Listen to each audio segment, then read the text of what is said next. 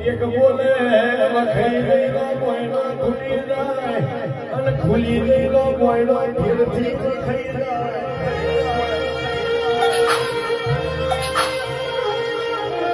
બોલાઈ દો કપાતર હારો શબ્દ બોલાય કપાતર કોઈ દાડો